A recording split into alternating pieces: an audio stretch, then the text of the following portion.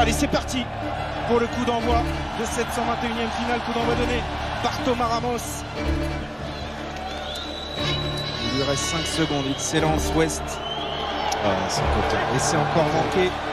Bienvenue à tous dans le Flashback, l'émission qui vous raconte les plus grands moments de l'histoire du sport. Lancé Movaca, la combinaison en touche pour Balès. C'est la dernière action de cette finale. Intervention de Monsieur Reynal, c'est terminé. Toulouse champion. Les 3 coups de sifflet de l'arbitre sonnent comme autant de coups de massue sur la tête des Rochelais.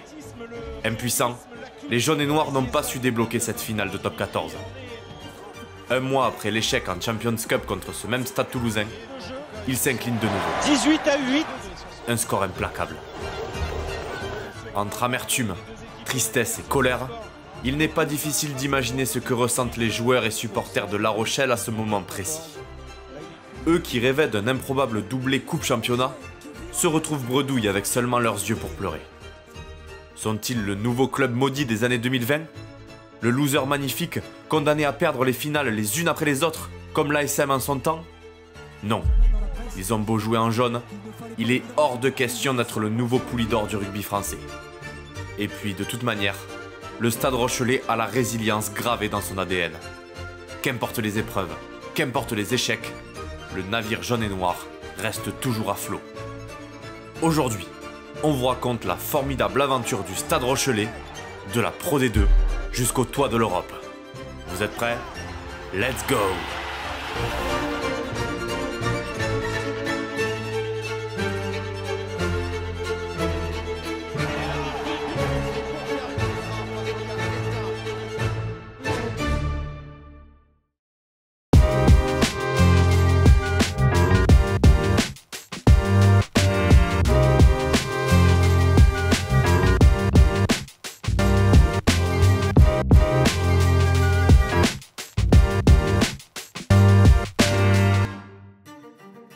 Bonsoir, ils l'ont fait. La Rochelle jouera en top 14 la saison prochaine. Les Maritimes se sont imposés à Brive cet après-midi face à Lyon. Alors que Lyon est en infériorité numérique, Férou lance Ninard qui résiste aux assauts lyonnais.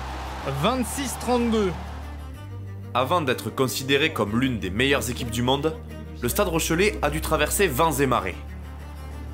Depuis le passage à l'ère professionnelle, le club fait l'ascenseur entre la première et la deuxième division, sans jamais réellement parvenir à faire son trou dans l'élite. Ce n'est qu'à partir de la saison 2014-2015 que La Rochelle parvient enfin à enchaîner les saisons en top 14. La Rochelle est en top 14, 3 ans après, grâce à cette victoire passage 31-22. Si vous suivez nos vidéos, vous n'êtes pas sans savoir que derrière chaque grand club se cache souvent un grand président. Vous connaissez déjà le fantasque Mourad Boudjelal et le fantastique Max Guazzini. Ici, il s'agit d'un personnage bien moins excentrique, mais tout aussi passionné. Vincent Merling. Un homme extrêmement compétent. Un capitaine qui tient fermement la barre avec l'ambition d'explorer de nouveaux horizons. Toujours plus lointains. Gagner en finale, c'est vraiment un parcours extraordinaire qu'on avait réalisé et qu'il va falloir à nouveau réaliser. Aussi indéboulonnable que le phare du bout du monde, l'homme d'affaires commande la Caravelle depuis 1991, une éternité à l'échelle du rugby français. En 2010, après plus d'une décennie à faire l'essuie-glace entre la première et la deuxième division, Merling lance le projet Grandir Ensemble 2015. L'objectif ? Augmenter le budget du club, agrandir le stade, miser sur la formation et surtout, quitter définitivement la Pro D2. Mission accomplie dès 2014, quand les Maritimes retrouvent l'élite et parviennent à s'y maintenir. Vous entendez la sirène, le ballon est sorti par Julien Oli. La Rochelle est en top 14. Une franche réussite qui appelle de nouveaux objectifs, plus ambitieux encore, avec le projet Écrire notre histoire. Vincent Merling souhaite faire du Stade Rochelais une place forte du rugby français et européen. Toutefois, il ne dispose pas des moyens de Paris ou de Toulon, donc difficile d'attirer d'immenses stars sur le Vieux-Port. De toute façon, le club n'a pas vocation à être bling-bling.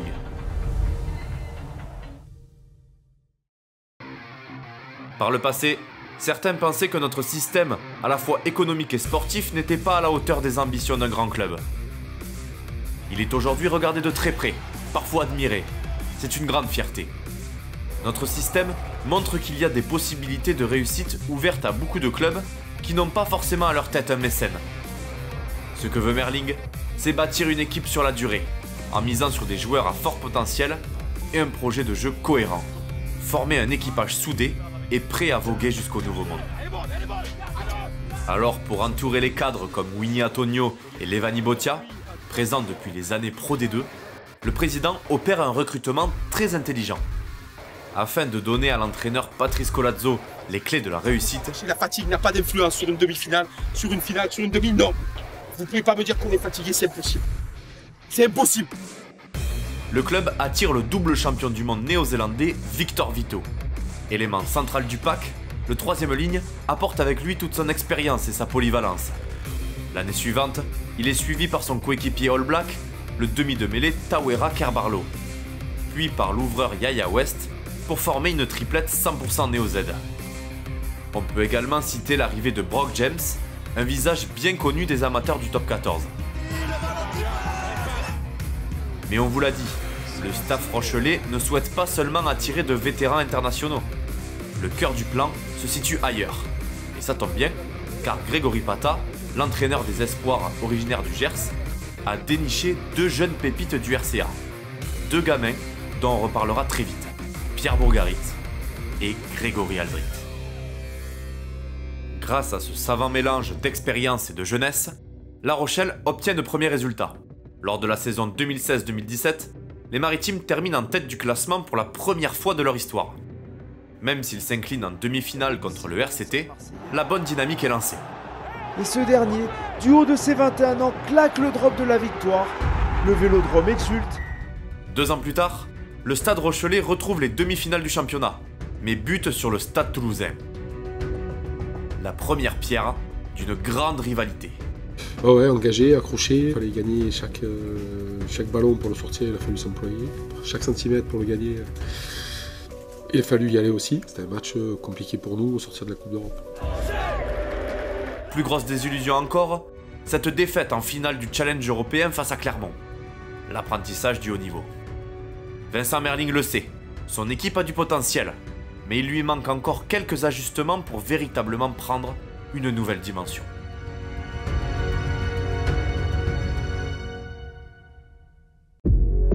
Pour tenir la barre du navire jaune et noir, La Rochelle donne sa chance à la légende irlandaise Ronan O'Gara. On est en train de créer quelque chose de spécial ici, j'espère. L'ancien ouvreur devient le coach principal avec la ferme intention de faire passer un cap aux Maritimes. Pour l'aider, l'ancien champion d'Europe Will Skelton débarque en Charente-Maritime, accompagné de l'arrière flamboyant du Racing, Brice Dulin, et de sa doublette sud-africaine à l'aile, Dylan Leeds et Raymond Roule. Avec une colonne vertébrale construite au fil des saisons et un recrutement astucieux, le projet Écrire notre histoire prend de plus en plus d'épaisseur.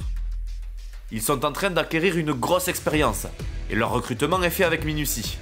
On sent que les joueurs qui arrivent apportent quelque chose en plus. Ce club garde ses meilleurs éléments, il ne va pas chercher la star vieillissante. Il prend le joueur en devenir, déjà performant, qui apporte une plus-value. C'est pour cela que La Rochelle est en train de devenir un grand. Le Stade Rochelais est enfin prêt pour aller décrocher un titre tant convoité. Mais... Intervention de Monsieur Rénal, c'est terminé. Toulouse, champion de France 2021, Toulouse. Et Antoine Dupont qui cette fois-ci dégage. Et là c'est fini. C'est terminé. C'est fini ici à Twickenham. La saison 2021 se conclut sur une note plus salée que l'eau du Vieux-Port. La bête noire venue de la Ville Rose a brisé les rêves rochelais coup sur coup. Pire, ils remettent le couvert en 2022, lors des barrages en phase finale de top 14. Décidément, ces Toulousains mènent la vie dure aux Maritimes. Dans le dépôt, Antoine Dupont, le crochet. Attention, Antoine Dupont qui va marquer. Mais fort heureusement, il leur reste la Champions Cup. Pour cette Coupe d'Europe édition 2022, La Rochelle veut au moins retourner en finale. Et pour cela, elle peut compter sur l'arrivée du buffle Jonathan Danty au centre, mais surtout sur le talent et le leadership de son capitaine. Un garçon dont on vous avait promis de reparler, Grégory Alldritt. En quelques années, le numéro 8 est devenu la référence à son poste. Il est le phare qui guide le bateau rochelais vers le succès. Véritable force de la nature, le franco-écossais joue de sa puissance aussi bien en attaque qu'en défense, sans jamais se fatiguer. Mais au-delà de la dimension physique, Alldritt est un joueur très intelligent, avec du flair quand il s'agit de gratter les ballons importants. La liste de ses qualités est longue comme le bras. Et pour résumer, Greg Alldritt est incontestablement le moteur de cette équipe, doublé d'un leader exemplaire. On attend que Leps fasse la différence tout seul, ou soit chacun, on se regarde, on voit si on a un peu de caractère et on s'y file, comme des porcs. Pas de questions, pas de calcul maintenant. C'est donc logiquement qu'il porte le brassard de capitaine depuis le début de la saison. Son copain de toujours, Pierre Bourgarit, a également pris du galon depuis son arrivée en 2017. Au poste de talonneur, il forme un pack monstrueux avec notamment Skelton et Antonio. La phase de poule est une formalité pour les jaunes et noirs. Avec 3 victoires et 1 défaite, La passe au pied de Dula, et il va être là l'essai, signé Pierre Boudouette. Ah, que ça fait du bien. Brice Dula, c'est très bien fait, si le ballon lui est favorable, le rebond est favorable justement Dula. Ah oui, il a retrouvé le soutien pour lui, c'est marqué par Raymond. Oh, le bel essai. ils obtiennent leur ticket pour les phases finales. Et c'est un parcours à l'accent très français qui attend l'équipe de Ronan O'Gara. Le message il est simple, hein. Ça fait un an qu'on se tape défense ASB, un an qu'on se tape de la killer zone, défendre les molles comme des chiens à la mêlée. Pour aujourd'hui, ok, c'est le début des phases finales, ok. Donc juste à la fin, qu'on ait aucun regret, ok, qu'on puisse te regarder dans une glace. Après, ce qu'il arrive, il arrivera, ok. Mais par contre, on rentre sur le terrain et comme des fous. Du début à la fin, on lâche jamais rien, ok. Parce que ce match, on l'attend depuis un an, ok. Et honneur à l'équipe de Bordeaux. Dans un 8e de finale en format aller-retour, l'UBB se fait balayer par le collectif rochelais. 31-13, victoire de La Rochelle. Cœur énorme, je vous le dis. C'est des moments importants. On s'en rappelle à chaque fois de ces putains de matchs. Le départ de Kiermano, le Tirazin, Botia, On l'a dit hier, c'est pas un match banal les gars, ok. Pour le club, pour nous même, c'est énorme de jouer un quart de finale à domicile. L'année dernière, on a joué à domicile, mais il n'y avait même pas le public, ok. Donc là, c'est vraiment un gros truc. En quart, c'est Montpellier qui se déplace au stade Marcel de Flandre. Autant dire, mission impossible, tant les Maritimes sont imprenables à domicile. Les supporters de la Ville Blanche se déplacent en masse pour encourager leur équipe. Une habitude pour les jaunes et noirs qui jouent presque toujours à guichet fermé. 3 matchs, hein. 3 matchs pour aller le chercher. Parce que quand on va entendre le sifflet, les gars, après on est en mission. 3 fois 80. Et ça commence par aujourd'hui. Chez nous. Devant notre public, hein. On n'oublie pas tout ça, les gars. C'est des moments magiques à vivre, hein. Aucun regret à la fin du match. Galvanisé par ses supporters, La Rochelle ne fait qu'une bouchée du MHR. Transmettre le ballon, l'accélération, le ballon récupéré derrière, la passe magnifique pour l'essai de Priso. Premier essai. Antonio maintenant. Oups, c'était pas facile, mais Botia a pu capter ce ballon. Le flop pour Fab, qui peut transmettre à Victor Vito. Énorme. Le héros local, Victor. Mais il y a un avantage en cours avec Botia qui casse un premier plaquage, qui va les mettre le pied en touché. Et l'essai validé. Dani Priso, Victor Vito et Levani Botia, 3 cadres présents depuis des années, en profitent même pour marquer leur petit essai, histoire de parachever une après-midi parfaite. Se qualifie pour les demi-finales de la Champions Cup avec cette victoire 31-19. Je ne peux pas garantir une belle performance à dimanche, mais une chose que je ne sais, c'est on est dans le dernier 4. J'aimerais bien être dans le dernier 2 et j'aimerais bien être last man standing. Tout ce qu'on fait sur le terrain, on le fait à fond. Ça va être très dur, les gars. Ça va être très dur. Mais quand c'est très dur, rappelez-vous cette putain d'image de Toulouse qui se lève la coupe. La demi, face au Racing 92, s'avère bien moins agréable à jouer. C'est mon cadre, alors incroyable. Indiscipline et imprécision sont de la partie. Un match insipide dont Greg Alldritt et ses copains se sortent à l'expérience. On a 40 minutes pour être précis. Ball carry, plus ball presentation.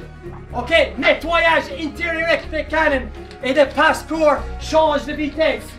Est-ce que le message est clair? Tant pis pour la manière, l'essentiel reste la victoire.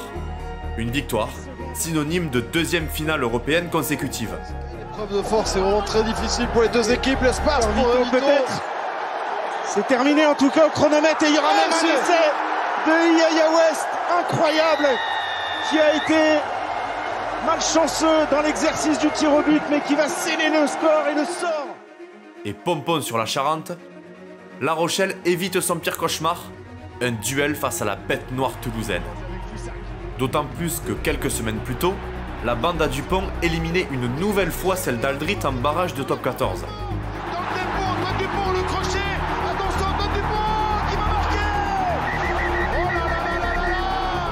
Ce ne sera pas le cas en Champions Cup, où le Stade Toulousain vient de prendre une déculottée 40-17 contre le Leinster.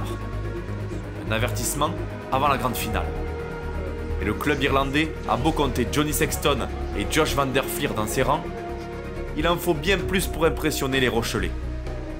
Ce titre, ils en rêvent depuis trop longtemps. Ils veulent aller le chercher, ou plutôt ils doivent aller le chercher. Pour Vincent Merling, le président de toujours.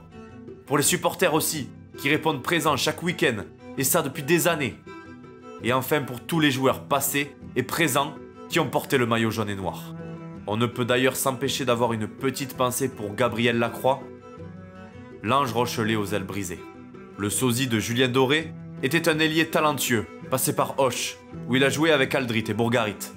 En 2015, il signe à La Rochelle et brille malgré son gabarit atypique pour le rugby moderne.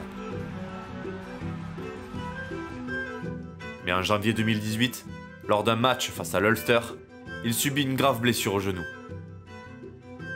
Rééducation après rééducation, rechute après rechute, son corps dit stop. Pas de miracle, Gabriel Lacroix ne rejouera plus jamais au rugby. En 2021, il annonce sa retraite à seulement 27 ans. Malheureusement, ce n'est pas un cas isolé. Kevin Gourdon, maillon essentiel du club depuis 2011, est contraint également d'arrêter sa carrière à cause d'un problème cardiaque fin 2021. La première fois que je suis arrivé à La Rochelle, on m'a dit tu vas voir, c'est la ville la plus ensoleillée de France. Je pense qu'aujourd'hui encore, c'était le cas. Pendant ces 9 ans, vous avez été d'un soutien incroyable. Et je tenais à vous remercier pour ça. Dans le sport, on ne sait pas de quoi demain sera fait. Une finale, ça se gagne, car c'est peut-être la dernière.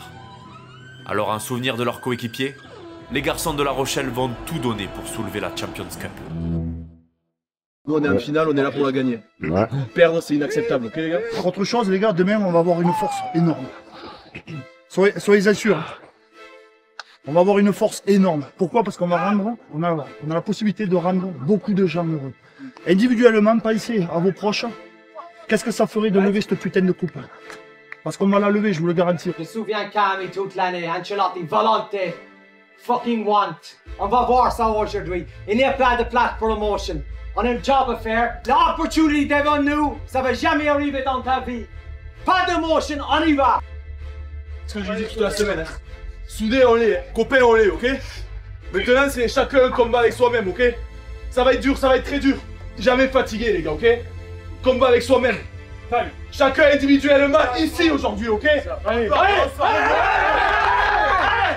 Dans un stade vélodrome peint de jaune et de noir, les deux équipes se tiennent dans un mouchoir de poche.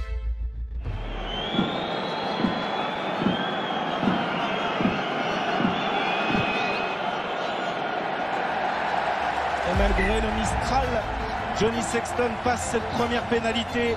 Le Leinster mène 3-0 après 6 minutes de jeu. Et Sexton qui valide encore une fois 6-0. Johnny Sexton fait très mal.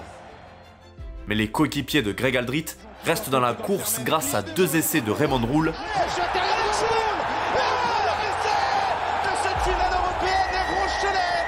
puis de Pierre Bourgarit. Bourgarit, ça se fait. Adam qui a été sollicité à haute altitude et maintenant faut bien bas. Ballon porté. Allez, c'est parti. Serré, serré, serré. Ils vont y aller. Ils vont y aller. Bourgarit, c'est fait. Essai de Pierre Bourgarit, son 3e en coupe. Menés 21-17 à quelques minutes du terme, les Rochelais n'ont plus qu'une seule option. Tout tenter pour franchir la ligne d'en but. Le pack Rochelais pilonne la ligne de défense irlandaise avec la force du désespoir. Skelton en puissance avec 4 Irlandais sur le dos. Quelle fin de match, 1 minute 30. Ah, ils sont héroïques, ils vont y aller. Retière, le coup d'œil de Retière, il a trébuché. Après une énième phase de jeu, Arthur Retière tente sa chance côté opposé, trébuche et... The try is good, Barnty. Stick with your on-field decision. Et c'est accordé à Arthur Retière. 3e essai Rochelet. C'est de la folie au Vélodrome. Au bout de longues secondes d'arbitrage vidéo, Monsieur Barnes valide l'essai et libère les 60 000 spectateurs du Vélodrome. Les Maritimes explosent de joie. Ils viennent de remporter la première Coupe d'Europe de leur histoire. 2022. Du vieux port de Marseille à celui de La Rochelle, c'est l'effervescence. Ils l'ont fait. Le Stade Rochelais est le 4e club français à soulever la plus prestigieuse des coupes européennes. On l'avait dit, on l'avait dit, on l'a fait, on l'a fait, on est champion. Oui, on est champion. Oui, on est champion. Oui, oui. Les objectifs du projet lancé en 2016 sont plus que remplis. Et dire que le club était en Pro D2 à peine 8 ans auparavant. Quand on regarde le chemin parcouru, il y a de quoi être fier. Ce qui va changer terriblement, c'est notre enthousiasme et notre volonté à continuer à construire ce stade Rochelais et le faire grandir d'année en année. Parce que c'est notre volonté depuis toujours et ça restera.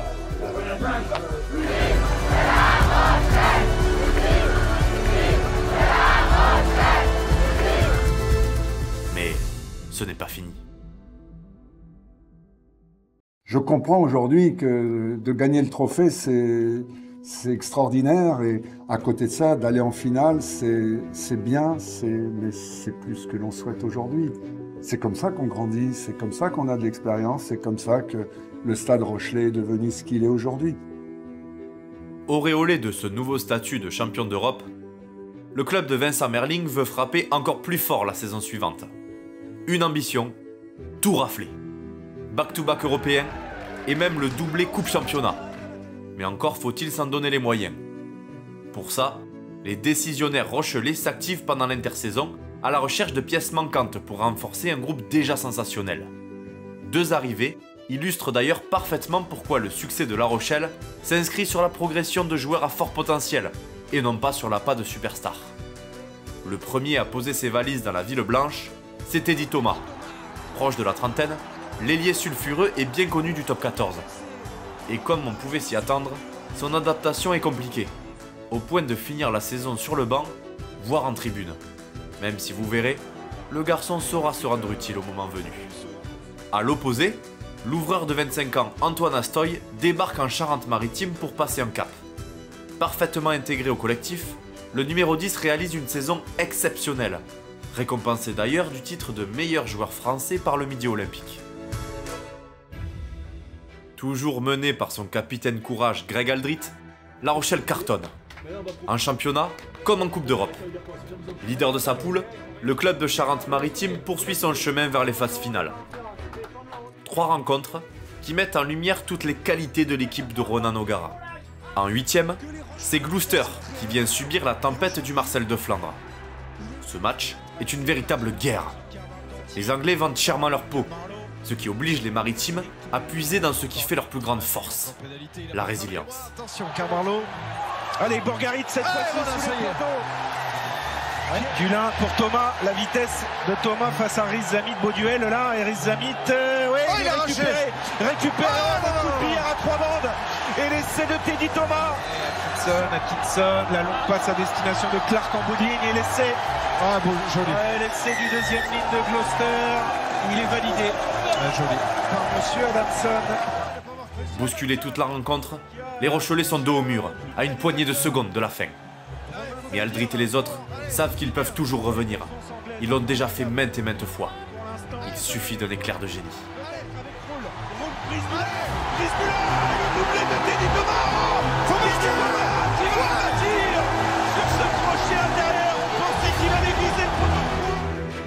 C'est alors que Teddy Thomas surgit au meilleur des moments et sauve les jaunes et noirs sur le fil. Que ce fut dur, mais la victoire est là. Et c'est en grande partie grâce à la résilience dont ces garçons ont fait preuve. Une qualité qui ne s'acquiert pas à l'entraînement, mais qui se cultive tout au long des épreuves traversées. Qui naît grâce à la solidarité d'un groupe et à la solidité de ses liens. L'aventure continue et vous verrez que cette résilience va très bientôt rejouer un rôle crucial. Back to back. C'est un différent niveau de respect. Aujourd'hui, le voyage commence. Je peux vous assurer qu'entre l'expérience, parce qu'ils sont expérimentés, et la volonté, je peux faire la volonté. Ça, on en a, ok? On va y aller. On y va, les gars? Allez!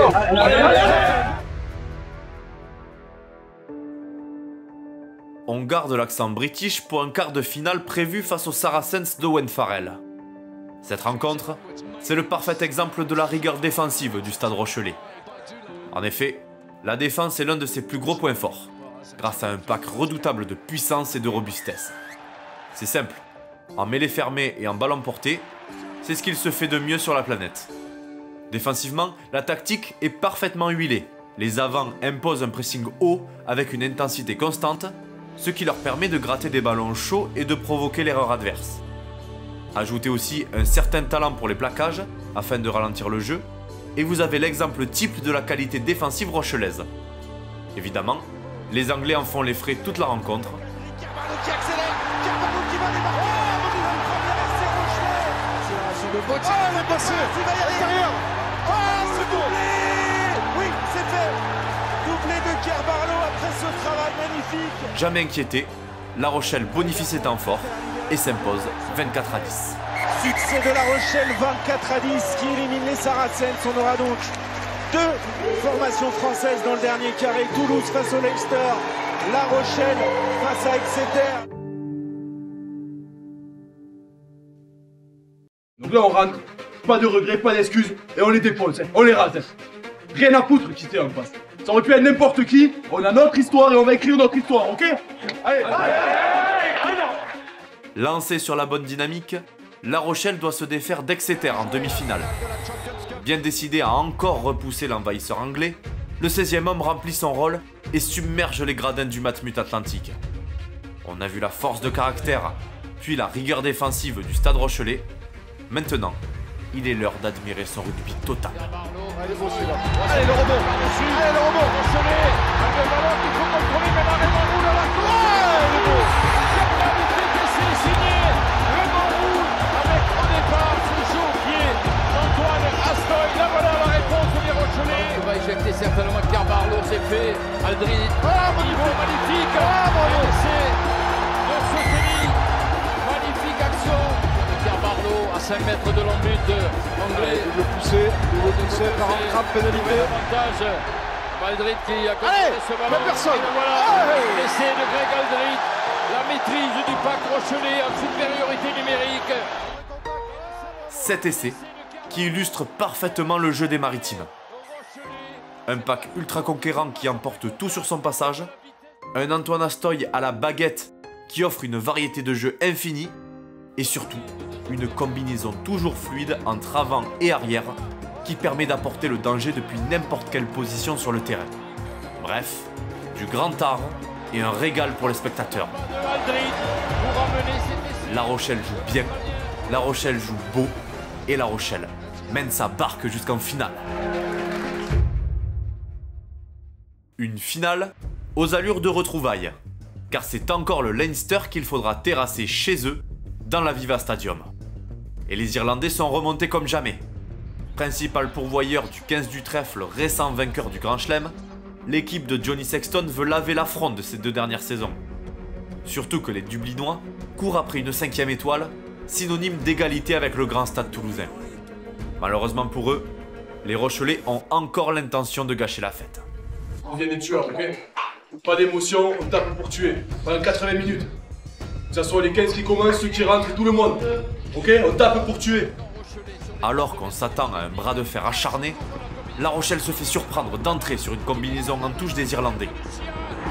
Coup dur d'entrée sur cette combinaison des Irlandais. Loin de s'en contenter, le Leinster continue son offensive. C'est un vrai raz-de-marée bleu et or qui s'abat sur la Charente. Il faut faire au fond, il faut tenir, car les Irlandais enchaînent. Dans l'intervalle, cette passe pour Hugo Kinan. Et encore c'est chaud, et le doublé des Irlandais signé Jimmy O'Brien. Quel début de match! Au bord du naufrage, le Stade Rochelais est déjà mené 17-0 avant le quart d'heure de jeu. Regarde Pierre, on était tous les deux à l'étage là. Soupir, me dit effectivement, est-ce qu'on va exister? Pour moi, à 17-0, j'étais en train de préparer un discours pour juste sauver notre fierté. Mais vous le savez maintenant, c'est quand La Rochelle est dos au mur et que tout semble perdu qu'il lui reste son ultime atout, sa résilience. Dulin qui peut lancer l'attaque, Astoy pour Danty. Appui, il a rebondi. Et l'essai de Jonathan Danty. Ça va passer, ça va s'ouvrir, ça va s'ouvrir. Assuré Astoy, magnifique. Et l'essai, Rochelais signé. Seteni après un énorme temps de jeu des Maritimes. La rage au ventre, les jaunes et noirs se relèvent et réduisent peu à peu l'écart. Ça passe. Réduction de l'écart au score. Leinster 23, La Rochelle 17. La formidable détermination de son pack galvanise chaque membre de l'équipage, du capitaine jusqu'au remplaçant. À 10 minutes de la fin, les Maritimes sentent le vent tourner. Le défi physique imposé depuis de longues minutes commence enfin à effriter l'armure des Leinstermen. Ça va marquer, on est à quelques centimètres de l'embut des Maritimes. Le voilà laissé. Le remplaçant, Georges-Henri Colombe, aplatit un ballon qui vaut très cher et permet à La Rochelle de reprendre son destin en main. Mais avant de se réjouir complètement, il faut transformer l'essai. C'est Antoine Astoy, le symbole de réussite du projet de Vincent Merling, qui s'en charge. Impérial depuis le début de la saison et meilleur marqueur de ce tournoi, il a un ballon de back-to-back au bout du crampon. Et c'est un buteur qui vous le dit. Dimitri Ashvili, la frappe d'Antoine Astoy, regardez, au milieu des poteaux, il n'a pas tremblé. Et ça passe. Avec plus qu'une poignée de minutes à jouer, la forteresse jaune et noire fait tomber la herse. Le vent a définitivement tourné. C'est fini. La Rochelle, incroyable finale. La Rochelle, menée 17-0. Regardez la joie du président Vincent Merling. L'exploit des Rochelais qui sont venus sur cette finale synonyme de revanche. Le Stade Rochelais terrasse une nouvelle fois le Leinster au bout d'une finale épique. Au bord de la rupture, Greg Aldrit et ses coéquipiers sont allés la chercher avec les tripes. Grâce à cet exploit, La Rochelle entre dans le club très fermé des équipes à avoir réussi un back-to-back en Champions Cup. Parmi les 5 à l'avoir fait, il s'agit seulement du deuxième club français.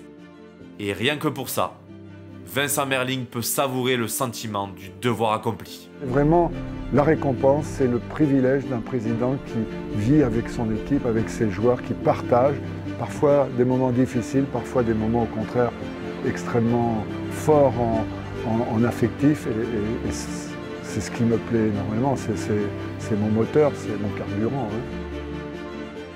Alors certes, les rêves de doublé s'envolent quelques jours plus tard, poignardés par une fulgurance de Romain Tamac.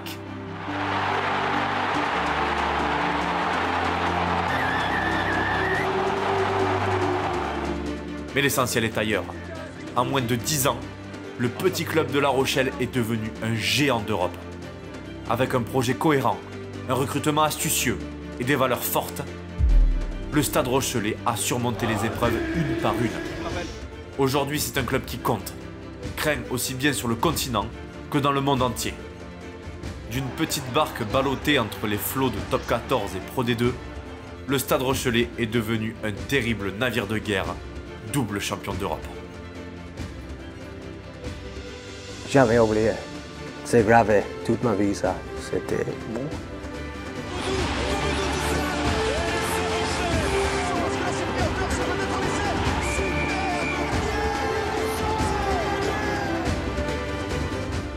De gagner une deuxième Champions Cup, même là je crois que je me rends pas compte que c'est juste énorme. 11-14, c'est un problème? Non. C'est un fucking problème? Non. La fucking problème, parce que pour moi, aucun problème, comme tous les reasons, on va fucking choose une solution.